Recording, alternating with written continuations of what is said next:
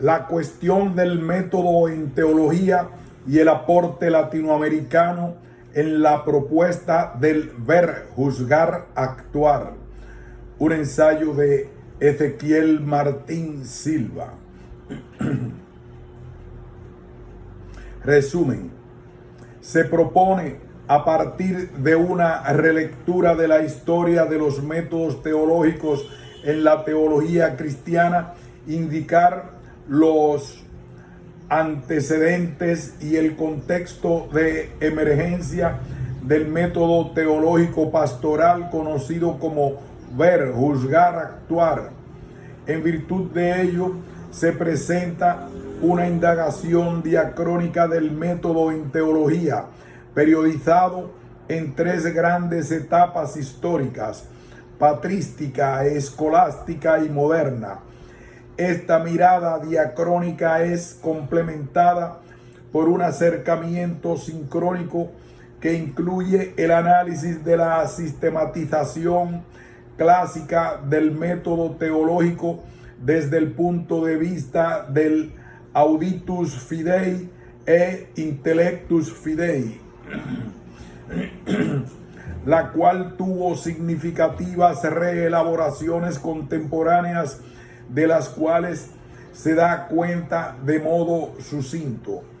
Diversas circunstancias de orden teológico, eclesial e histórico-social, tanto en Europa como en América Latina, facilitaron la emergencia del método teológico pastoral, ver, juzgar, actuar, cuyo desarrollo logró una particular consolidación a partir de los aportes de la teología de la liberación. Este se presentó a fines de la década de 1960 e inicios de la década de 1970 con la radical novedad epistemológica, tanto por su carácter inductivo como por la incorporación de la mediación socioanalítica en el punto de partida. El Concilio Vaticano II, Medellín y los desarrollos de las ciencias sociales en dichas décadas, en un contexto histórico marcado por profundas y drásticas transformaciones, dieron carta de ciudadanía definitiva a este método, que ha sido incorporado incluso en los documentos del Magisterio Pontificio. Sin embargo, este se encuentra desafiado a continuar profundizándose y revisándose críticamente a la luz de los aportes de las teorías críticas contemporáneas.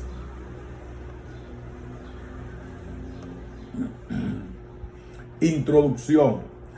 En lo que respecta a la historia de la teología específicamente cristiana, quizás sea en el Evangelio de Lucas en el que encontramos la primera y más antigua reflexión sobre el método. Si bien no podemos comenzar a hablar de teología stricto sensu en una obra literaria de estas características, tampoco puede soslayarse el hecho de que los evangelios son obras teológicas, o dicho con más precisión, cristologías. Cada uno de los evangelios canónicos, si bien es fruto de las prácticas litúrgicas, misioneras y catequéticas de las primeras comunidades cristianas, constituyen una teología narrativa al servicio del anuncio de la buena noticia de Jesús de Nazaret, el Mesías. El Evangelio de Lucas inicia con una sencilla y clara explicación de su método. Lucas se ocupa de detallarle a Teófilo cómo ha procedido para la elaboración de su obra teológica en 2 tomos, Evangelio de Lucas y Hechos de los Apóstoles. Por eso, después de informarme cuidadosamente de todo desde los orígenes, yo también he decidido escribir para ti, ilustre Teófilo, un relato ordenado a fin de que conozcas bien la solidez de las enseñanzas que has recibido. Lucas 1:3. En el versículo anterior, asimismo, el evangelista menciona el hecho de que muchos han tratado de relatar ordenadamente los acontecimientos que se cumplieron entre nosotros, tal como nos fueron transmitidos por aquellos que han sido desde el comienzo testigos oculares y servidores de la palabra. Lucas 1:2. Resulta valioso en el testimonio lucano destacar algunos incipientes elementos metodológicos que luego cobrarían mayor vigor en el correr de los siglos. En primer lugar, Lucas da cuenta de la existencia de una tradición que lo precede y de la que en principio pareciera informarse o tomar en consideración. Probablemente no sea el primero que intenta relatar ordenadamente los acontecimientos. Ha sido, en palabras del autor, muchos quienes han tratado de proceder del mismo modo que él. En el texto, la tradición se vincula a una transmisión que está acreditada por la referencia a los testigos oculares y servidores de la palabra. Un primer componente de su método es, por tanto, la consideración en alta estima de una tradición acreditada por testigos cualificados de primera mano. En segundo lugar, esa consideración está sujeta a una crítica. Esto es, no se trata de recoger todas las tradiciones, sino de hacer una recepción crítica de ellas. Informarme cuidadosamente de todo desde los orígenes. El adverbio cuidadosamente resulta decisivo en este punto. Ahora bien, aquello que implica el cuidadosamente, las operaciones críticas y hermenéuticas concretas que Lucas pone en marcha, es asunto que no puede concluirse en lo que el texto no manifiesta. Digamos, parafraseando al autor, que ha analizado todo aquello que ha recibido. Es una operación que en alguna medida implica cierta racionalidad y discernimiento crítico.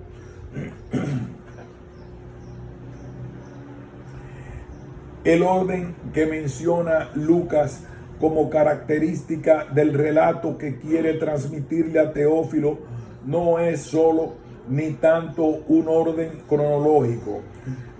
En efecto, en la lectura de la obra completa se podrá dar cuenta del orden o sentido teológico de los tiempos y los lugares que la articulan.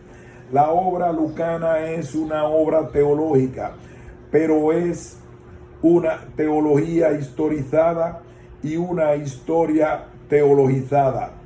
Lucas pretende a lo largo del relato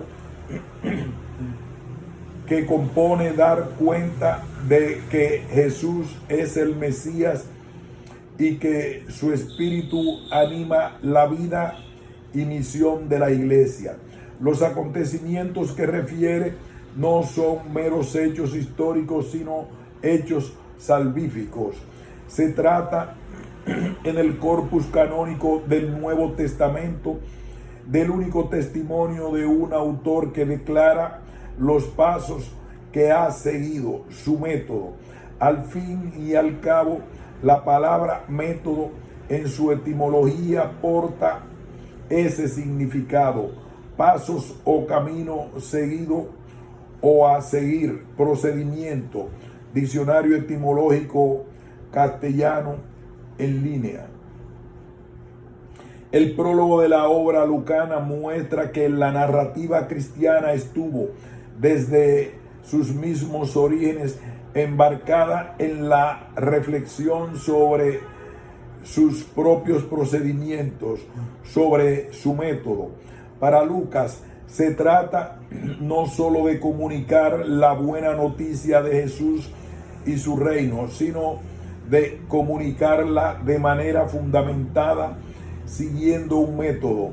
Por eso, el prólogo del Evangelio de Lucas, como el de toda obra, resulta de altísimo valor para comprender la articulación interna de la narración que luego despliega a lo largo de los 2 volúmenes de su obra. Teologizar supone siempre un método. Puede que este sea objeto de una reflexión sistemática, profunda y extendida en el tiempo, o tratarse de un método no reflejo, es decir, que no es asunto de la autorreflexión crítica. Hay teólogos en la historia de la teología que se han planteado seria y rigurosamente el modo de proceder tanto de su propio quehacer teológico como el de teólogos de otras generaciones. Los hay también quienes simplemente han hecho teología sin realizar un discernimiento temático del modo en que procedían. Este incipiente movimiento reflexivo sobre el propio proceder que vemos en el Evangelio de Lucas se extendió y complejizó en la teología con el correr de los siglos.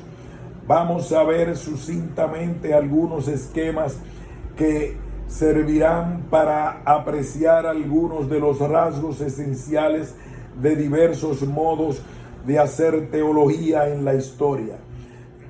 Esta mirada ayudará a captar la unidad en las discontinuidades que responden a las diferentes épocas. Teología, del mismo modo que el ser, diría Aristóteles, se dice de muchas maneras.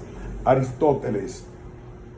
Las definiciones o marcos de comprensión de aquello que sea teología porta siempre un componente epocal o contextual que es expresión de múltiples condiciones históricas y se refleja en las operaciones metodológicas.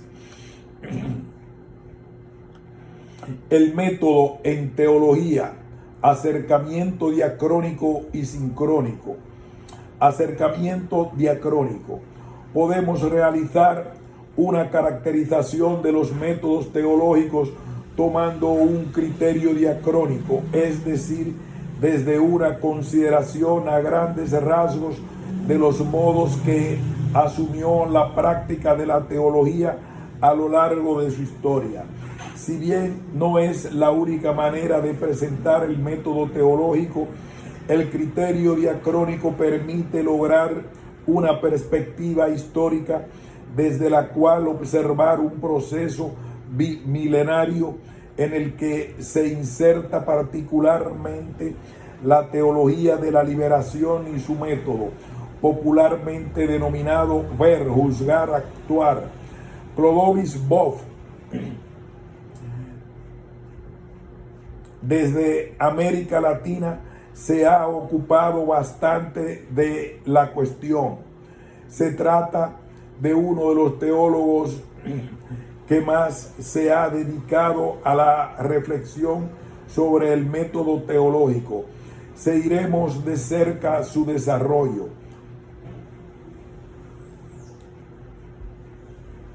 que si bien tiene un carácter marcadamente didáctico, ayuda a presentar en grandes líneas y habida cuenta de los límites de este tipo de esquemas, 3 modelos históricos del ejercicio de la teología desde el punto de vista de su método.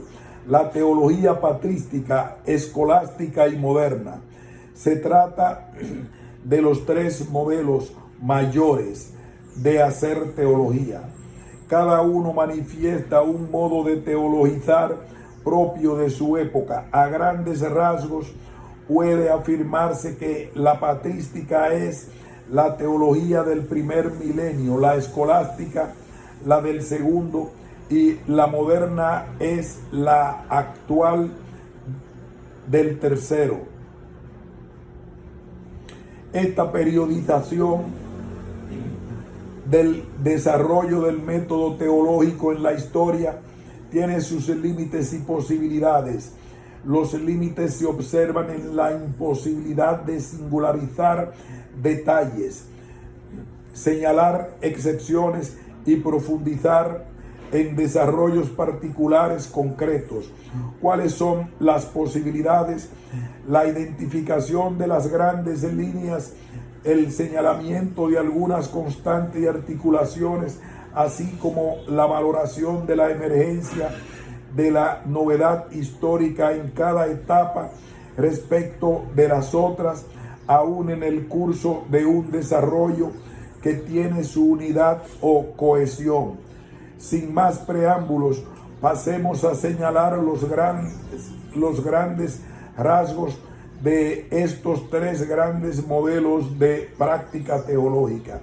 En primer lugar, el modelo patrístico corresponde a la antigüedad y se extiende durante el primer milenio, siendo su siglo de oro el siglo IV. La Didascaleion de Alejandría fue la primera escuela de teología sistemática y tuvo en orígenes a uno de sus mayores representantes, el modo sapiencial de hacer teología de los padres. El modo sapiencial de hacer teología de los padres se prolongó en la denominada teología monástica y más tarde en la escuela franciscana. Sin embargo, el modo sapiencial de teologizar también se verifica en teólogos contemporáneos como John Henry Newman, Romano Guardini, Karl Barth y Dietrich Bonhoeffer, entre otros. Se trata de una teología concebida como cogitatio fidei, en el sentido de rumia, de los misterios de la fe. La sapiencia o la gnosis se entiende como una comprensión globalizante, íntima e intuitiva que saborea los misterios de la fe, más que de ratio, logos. Se trata de intellectus nous, de una suerte de contemplación intelectual, teoría. Se desarrolla en el tiempo de los 7 primeros grandes concilios, en los que se discuten fundamentalmente cuestiones cristológicas y trinitarias en relación con la salvación. El tono polémico de muchos de los escritos de los padres obedece a la intervención a causa de las polémicas que suscita la aparición de doctrinas teológicas heterodoxas o herejías. El destinatario fundamental de esta teología es el pueblo de Dios. Los padres son pastores, padres en la fe, y responsables de sus fieles. Tienen por objetivo hacer crecer la conciencia de la fe en relación con las meditaciones culturales del lenguaje y la conceptualización teológica. La teología patrística estaba en su mayoría profundamente impregnada del helenismo de su tiempo, con su doble vertiente, platónica y estoica. En algunos casos también se nota el influjo del aristotelismo. El sujeto que desarrolla esta teología es el pastor y en la mayor parte de los casos el obispo. De ahí su gran preocupación por la construcción de la comunidad y su misión en el mundo.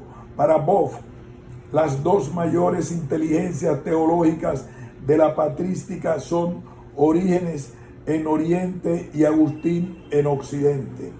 En segundo lugar, tenemos el modelo escolástico que corresponde a la Edad Media y su apogeo se sitúa en el siglo XIII. Fue entonces que la teología ingresó en la universidad y se hizo disciplina escolar junto a otras disciplinas, las artes, la medicina y el derecho. Era considerada por entonces la reina de todas ellas. Esta teología se caracteriza por desarrollar la inteligencia de la fe en forma de rationes. Comienza con la autoritates, especialmente de los articuli fidei, y se construye como sistema de una ciencia. También está atravesada por las cuestiones que nacen en los intersticios de la lectio de la Sagrada Escritura y se prolongan en las disputaciones. Siendo ciencia, la teología busca la sistematicidad. De ahí su pretensión de cubrir todas las áreas de la fe, la doctrina cristiana por entero. El ambiente académico favorece una visión teórica de la fe como visión de conjunto y bien equilibrada, pero con cierta pérdida de fecundidad pastoral e histórica. Los doctores escolásticos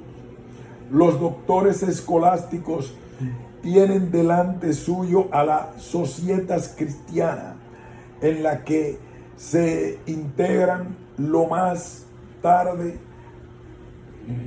Los doctores escolásticos tienen delante suyo a las societas cristianas, en la que se integran lo que más tarde se concibió como iglesia, Estado y sociedad civil. Los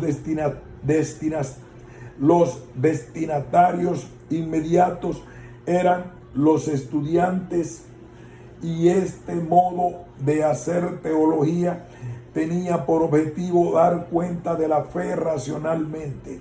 Esta intención tomó forma en la famosa Sumas que produjo.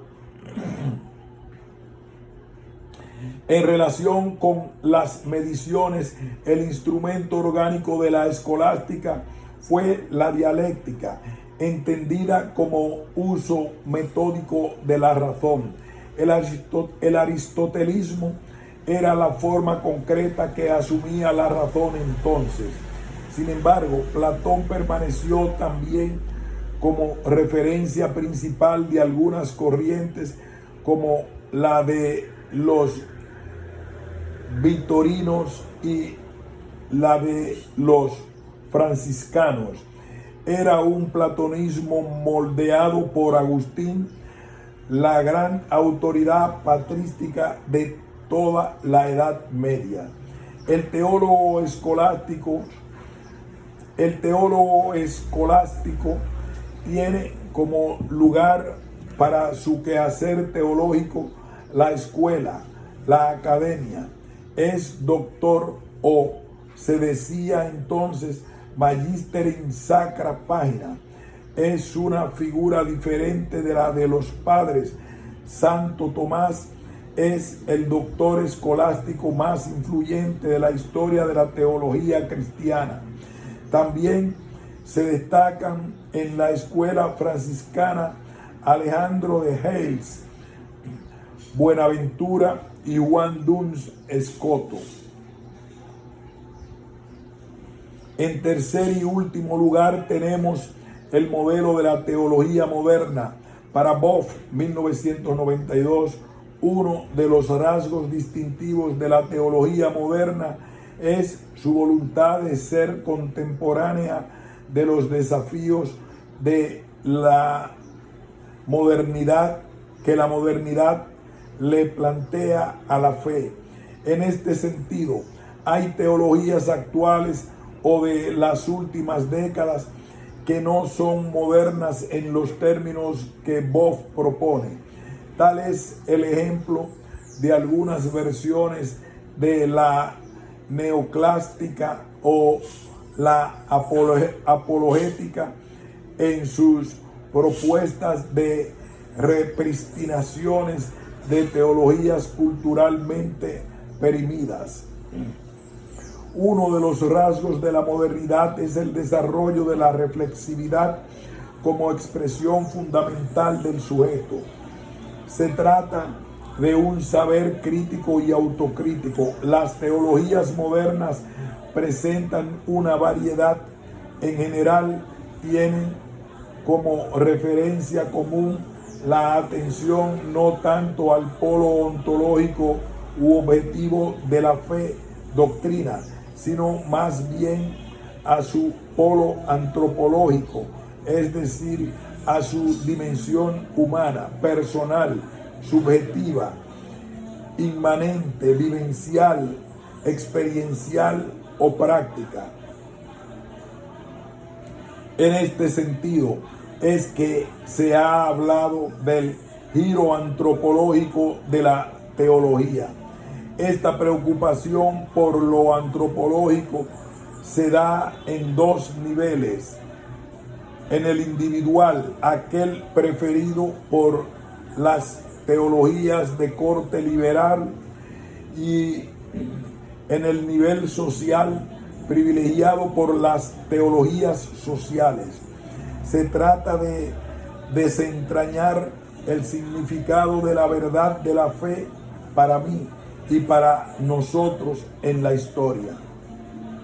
El destinatario de este modo de hacer teologías es el mundo moderno en cuanto secularizado y pluralista.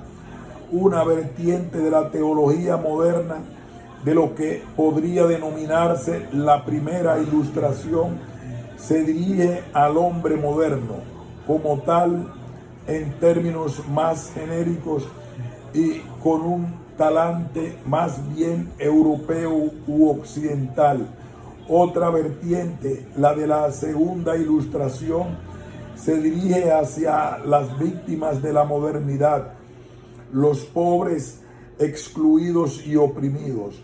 Una de ellas, entre otras, ha sido y es la teología de la liberación. El objetivo de la teología moderna es inculturar la fe en el universo de la modernidad, que nació de matices cristianas, pero que de ella se emancipó parcial o totalmente. Asume las realidades naturales y humanas como mediaciones para articular su logos, y tiene con la filosofía una relación abierta a diversos sistemas y desarrollos. El teólogo moderno puede ser calificado como pensador religioso. No es el doctor escolástico. Su pensar teológico está ligado a los problemas culturales de su tiempo. Entre las figuras más prominentes de este modo de teologizar encontramos a Karl Barth y a Karl Rahner. Sin duda, dentro de la denominada teología moderna del siglo XX, merecería un capítulo aparte. La renovación teológica reflejada en muchos impulsos preconciliares, así como el mismo acontecimiento del Concilio Vaticano II y las secuelas posconciliares que se constatan en el desarrollo creativo de la teología, le otorgan a este siglo un lugar destacado. La teología de la liberación y su método es en efecto fruto de este proceso histórico, teológico y pastoral. Acercamiento sincrónico. Otro acercamiento al método teológico puede hacerse desde la consideración de los movimientos u operaciones que implica o ha implicado el acto de teologizar en sus diversas etapas a lo largo de la historia. En este punto, la articulación fe-razón configura las diversas modalidades del quehacer teológico. Daremos cuenta brevemente de aquello que podría denominarse sistematización clásica y al mismo tiempo una sistematización contemporánea de cuño más reciente en la historia de la teología. Sistematización clásica. No sin ciertos matices, hay un amplio consenso en que el método teológico en la historia se ha dado en la articulación de dos grandes movimientos, auditus fidei e intellectus fidei, el primero de carácter positivo y el segundo de tono más bien reflexivo y especulativo, conforman la denominada sistematización clásica. Robert J. Weeks recuerda que esta dualidad fundamental del proceso del pensamiento y del método teológico es absolutamente tradicional y aparece de modo considerable en el análisis clásico de la naturaleza de la teología de Ives Congar. Incluso Bernard Lonergan también divide las operaciones teológicas en dos fases fundamentales que guardan cierta correspondencia con la tradicional articulación bimodal del auditus et intellectus fidei. La propuesta del teólogo canadiense constituye una sistematización que cualificamos como contemporánea y que brevemente presentaremos luego junto a la de la teología de la liberación. La cuestión del método en teología y el aporte latinoamericano en la propuesta de ver, juzgar, actuar. La escucha es el momento que percibe y acoge la palabra comunicada a través de las sagradas escrituras y luego transmitida en la tradición viva de la iglesia. El primer momento del método teológico es la escucha receptiva del Dios que se autocomunica, una escucha que caracteriza tanto la disposición del pueblo de Dios en tanto interlocutor de Yahvé, Shema Israel, como el testimonio de la primera comunidad cristiana acerca de la palabra hecha carne en la persona de Jesucristo. Boff afirma que en este momento positivo de la escucha, las razones principales de la teología la constituyen los varios testimonios de la palabra o primarias, las sagradas escrituras con la tradición, o secundarias, los concilios, los santos padres, la liturgia, el magisterio, etc. luego del momento inaugural de la escucha a la palabra de Dios en la Sagrada Escritura, la teología debe ponerse ante el conjunto más amplio de las escrituras cristianas como el documento fuente para la teología. Esos documentos de fe que constituyen una fuente para la teología son aquellos que Melchor Cano ha popularizado y tratado en su libro Los lugares teológicos. Este momento positivo no significa positivismo. No se trata de repetir un dato de elencar información. La escucha implicada en el auditus fidei es una escucha receptiva de una palabra viva, no de un dato inerte, dirigida a personas vivas. El dato teológico no es simplemente dato, es un dato ya construido, no es un hecho consumado, sino un proceso vivo. Boff, 1992. Por eso, la escucha implica, según Boff, tres momentos: A, heurísticos; B, hermenéutico; y C, crítico. El primero consiste en la búsqueda de los datos de la fe que luego se asumen en la elaboración teológica. El segundo los interpreta e interroga para finalmente hacer un discernimiento crítico del lugar o peso de cada dato en relación con la palabra de Dios y su tradición. Podemos análogamente encontrar cierta correspondencia entre estos tres fenómenos del auditus fidei y la articulación interna del ver, del método de la teología de la liberación: ver, juzgar, actuar. La diferencia, sin embargo, es sustancial y afecta fundamentalmente al momento heurístico en el que los datos que se buscan y asumen luego en la elaboración teológica no son datos de la fe, sino de la realidad. Habrá que ver, sin embargo, en qué medida o de qué manera la operación heurística del método teológico del ver, juzgar, actuar no posee en sí misma una configuración teológica. La misma pregunta cabe para los siguientes dos momentos.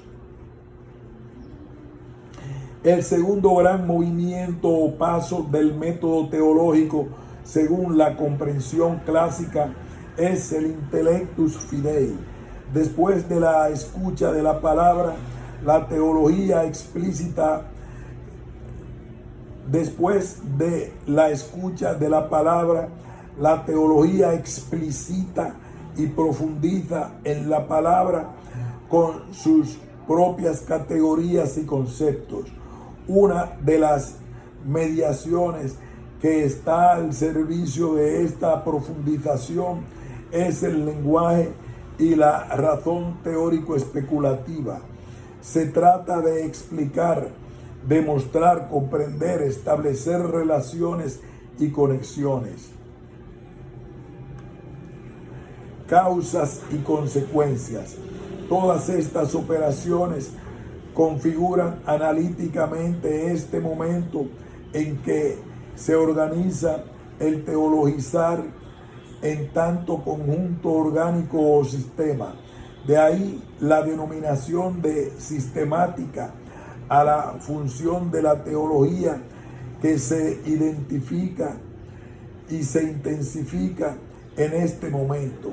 La organización sistemática que da cuenta del análisis incluye también la síntesis, la identificación de aquellas categorías y de las afirmaciones fundamentales que organizan el sistema y dan inteligibilidad cohesión y articulación al discurso teológico. Sistematización contemporánea. El paradigma clásico del método teológico auditus e intellectus fidei constituye el marco o andamiaje básico para el cual se han desarrollado otras sistematizaciones. Vamos a presentar dos, la de Lonergan y la de Boff, antes de profundizar en el contexto de emergencia del método teológico del ver, juzgar, actuar. Bernard Lonergan, teólogo canadiense fallecido en 1984 y antiguo miembro de la Comisión Teológica Internacional, publicó una obra llamada Método en Teología, Lonergan, 1994, que generó un gran interés y profundización por parte de la comunidad académica. Allí parte de la noción preliminar del método como un esquema normativo de operaciones recurrentes y relaciones entre sí que producen resultados acumulativos y progresivos. A simple título indicativo y con la conciencia de que una presentación adecuada merece más espacio y profundidad, presentamos algunas notas características del método del teólogo canadiense. Lonergan sistematiza su método en relación con las operaciones fundamentales del conocimiento humano, que se pueden agrupar en cuatro fundamentales: experimentar, entender, juzgar y decidir. De ahí que hablar de métodos teológicos es hablar de la manera como la conciencia intencional humana opera cuando hace teología. En otras palabras, cómo funcionan las operaciones básicas de la conciencia humana cuando el teólogo o la teóloga se dedica a la labor teológica y cómo cada una de estas operaciones se relaciona con las otras y van produciendo resultados acumulativos y progresivos. Vélez Caro, 2008. Para Lonergan, 1994, la teología es una mediación entre una determinada matriz cultural y el significado y función de una religión dentro de dicha matriz, y su método se articula en dos momentos o fases. La primera conecta con el auditus fidei y la segunda con el intellectus fidei de la articulación clásica del método teológico. La primera fase parte de los datos, nivel de la experiencia; la intelección de los datos, nivel de entender; la aceptación del rechazo de hipótesis y teorías que surgen de la intelección de los datos, nivel de juzgar; y finalmente el reconocimiento de los valores y la elección de los métodos o medios que permiten realizar esos valores, nivel de decisión. La segunda fase parte de las operaciones personales, nivel de decisión, las cuales se formulan en juicios de hecho, nivel de juicio, que reclaman ser comprendidos en el contexto presente, nivel de entender, y finalmente comunicamos a otros dos planes de acción que deseamos realizar concretamente en la vida, nivel de experimentar. En consecuencia, el método lonerganiano posee 2 factores o momentos y 8 especializaciones funcionales que corresponden a los 2 momentos de la tarea o el método teológico y a los 4 niveles de la conciencia intencional del ser humano. Estas 8 especializaciones funcionales son: en primera fase, la investigación, la interpretación, la historia y la dialéctica. En la segunda fase, los fundamentos, las doctrinas, las sistemáticas y las comunicaciones. La investigación busca los datos que necesita la teología. La interpretación se esfuerza por comprender el significado de los datos. La historia juzga los datos en el contexto en que ellos sucedieron. La dialéctica enfrenta los conflictos que surgen en esa recepción e interpretación de los datos. Las diferentes posturas frente a los mismos datos exigen buscar un punto de vista que, sin negar las diferencias, permita puntos de encuentro y posibilidades de avanzar en las situaciones que confrontan. Las especializaciones de la segunda fase ocurren así. Los fundamentos son el resultado del nivel de la decisión que opta por una de las posibles recepciones y concreciones de los datos de fe. Son fruto de la conversión religiosa que realiza el sujeto en la confrontación con los datos de la revelación. Los fundamentos constituyen el horizonte existencial a partir del cual se hace la tarea teológica. Las doctrinas suponen los juicios de el hecho y de valor que pueden ser reafirmados a partir de la experiencia de fe. Las sistemáticas se encargan de elaborar los sistemas adecuados para la actualización o contextualización de las doctrinas de cada momento histórico. Por último, las comunicaciones relacionan la tarea teológica con las otras ofertas de la vida y abre caminos para realizar en la práctica todo el proceso anterior. Esta apretada e injusta síntesis vale como indicación del grado de complejización que el método teológico puede lograr. Cada una de las especializaciones comporta también un plexo de operaciones específicas que califican cada una de las etapas del proceso metodológico, que tiene, entre otras características, una dimensión metanoica, método como proceso de conversión, y al mismo tiempo constructiva, método como camino para la transformación histórica.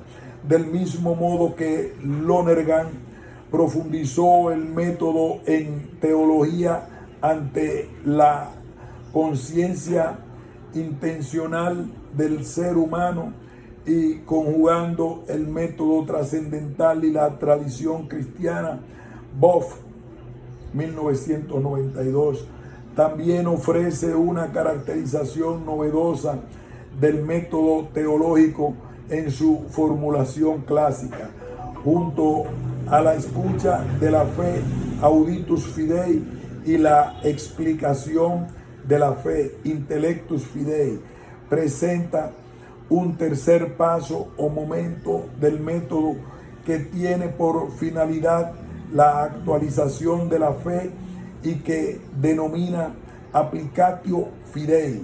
Estos tres momentos fundamentales de la práctica teológica son el correlato de las grandes operaciones del proceso de producción teológica, a saber, la hermenéutica para la escucha de la fe, B, especulativa para la explicación de la fe, y práctica para la aplicación de la fe en la vida.